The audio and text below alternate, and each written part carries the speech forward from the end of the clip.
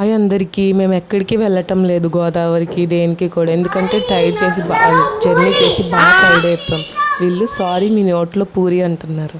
మా హంచిత్తో పని చేయించుకోవడం అంటే నాకు చాలా ఇష్టం. మా అమ్మ నేను వచ్చానని చెప్పి చికెన్, చేపల పులుసు, అన్నము వండింది. అన్నము ఇక్కడ ఎలా అంటే వారుస్తారు, అది వంచడం అని తిరుపతిలో అంటారు. దీనికంటే నాకు కుక్కర్లో వండేదే అలవాటు అయిపోయి ఇంకా అదే అలవాటు చేసుకున్నాను. మా హంచు చేపని చంపేశాడు వాడు, వేస్ట్ పిల్లగాడు పాపం. ఒక వైట్ చేప అంశు వల్ల చచ్చిపోయింది. ఇంకా దాన్ని ఎందుకురా చంపుతున్నాం అంటేనేమో ఇంకా దాన్ని ఆడుకుంటున్నానమ్మా అంటున్నాడు.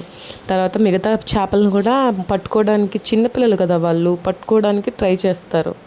ఇంకా అవన్నీ కూడా చూపిస్తున్నాడు. అవి ఎక్కడ పడేస్తాడని మా అమ్మ భయపడిపోతుంది. ఎందుకో తిరుపతిలో మామిడిపళ్ళు కంటే రాజమండ్రిలో మామిడిపళ్ళే స్వీట్గా అనిపిస్తాయి, ఎంత మనం తెచ్చినా కూడా. ఎందుకో తెలియదు. Please subscribe.